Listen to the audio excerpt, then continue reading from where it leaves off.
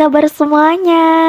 Jumpa lagi sama aku Kirana bersama Anak Beruang Perfect World episode 39. Pada episode ini menceritakan Shihao mencari kakek Zongtian hingga rela membeli barang-barang di pelelangan untuk mengetahui informasi mengenai kakeknya. Akankah Shihao dapat menemukan sang kakek? Oke, kita mulai aja alur ceritanya. Saat Shihao menuju ke tempat pelelangan Gugu, dia mendengar orang-orang ngegibahin kakek Zongtian. Katanya, kakek Zongtian menghancurkan kediaman Raja Yu sendirian, hingga tak seorang pun yang bisa bersembunyi darinya. Namun ada laba-laba emas yang bertarung dengan kakek untuk keluarga kerajaan. Akhirnya, Dewa Iblis Besar terpaksa pergi menjauh. Selain itu, Kaisar sendirilah yang memberitahu tentang Ziling pada kakek. Dan kakek meninggalkan ibu kota kekaisaran dalam waktu semalam. Kemudian pemandu lelang hadir ke tempat acara. Dia mengumumkan bahwa siapa saja yang membeli 5 barang lelang pada hari itu akan dijadikan tamu VIP dan dapat mengakses informasi yang ada di pelelangan tersebut. Awalnya Shihao tidak tertarik, tapi dia kembali lagi saat mendengar tamu VIP dapat mengakses informasi di sana. Pelelangan pun dimulai. Barang pertama yang ditawarkan adalah bongkahan lumpur ilahi 5 warna yang dibuka dengan harga 10.000 esensi giok. Xiaota menginginkan barang itu. Jika Shihao mendapatkan barang itu, Xiaota akan menukarkan dengan setengah bantuannya.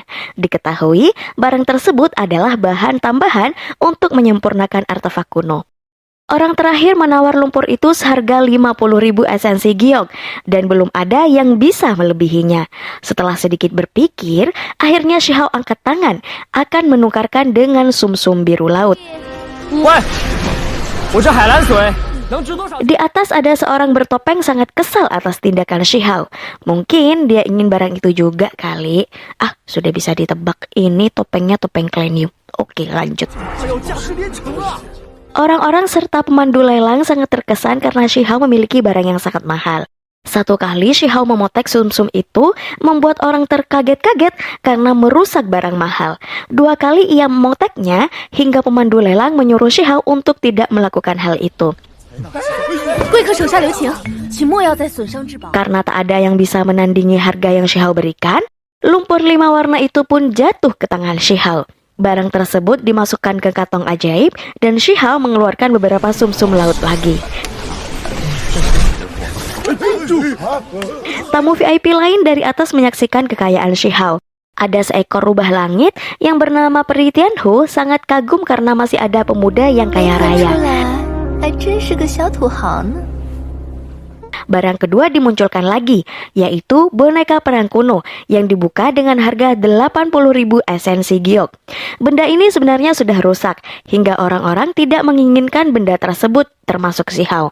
Menurut Xiaota, jika benda itu menyatu dengan tubuh, maka kekuatan bertarungnya dapat dinaikkan ke ranah pangeran. Shihao pun memasang harga sebesar 200.000 esensi giok. Lagi-lagi, dia membuat kaget orang sekitar karena tak ada tawaran yang lebih tinggi. Barang itu pun menjadi milik Shihao. Barang lelang yang ketiga yaitu cangkang kura-kura hitam. Keempat, rune melarikan diri. Dan kelima, kulit binatang void. Semua didapatkan oleh Shihao tanpa ada yang bisa menandingi harganya. Akhirnya, Shihao menjadi tamu VIP di tempat pelelangan itu. Barang lelang berikutnya yaitu pedang iblis darah. Seorang bernama Merkis Huntian menawar dengan formasi pembunuh.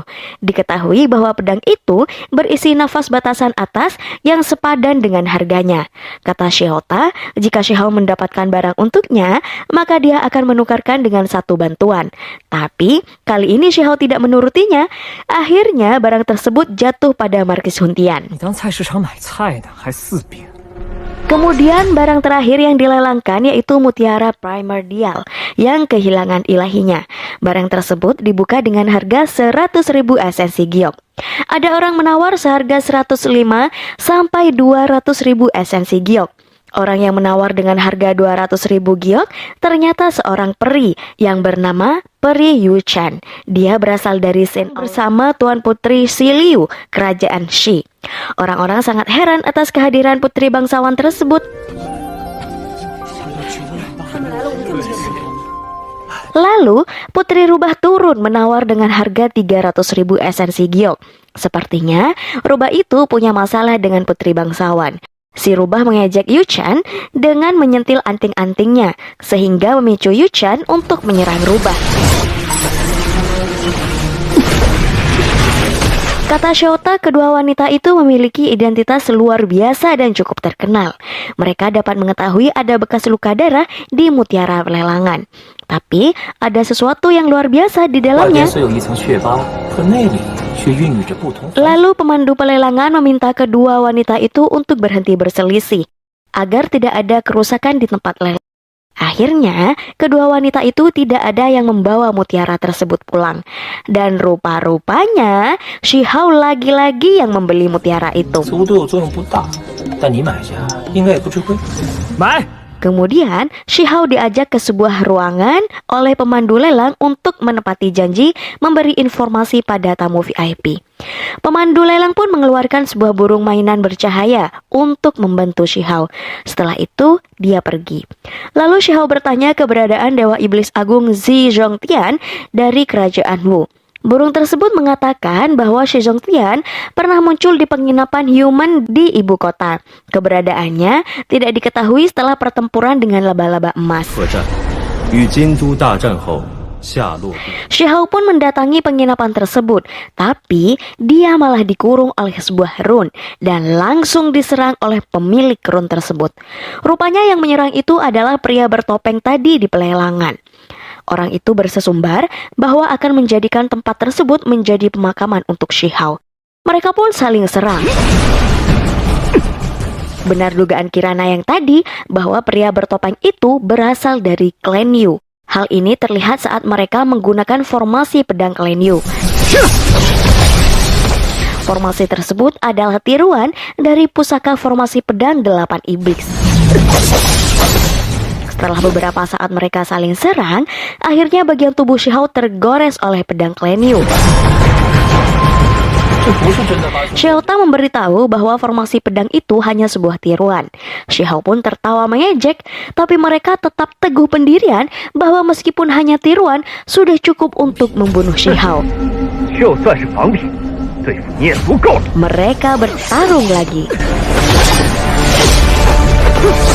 Kali ini Shihao berhasil membunuh prajurit musuhnya itu.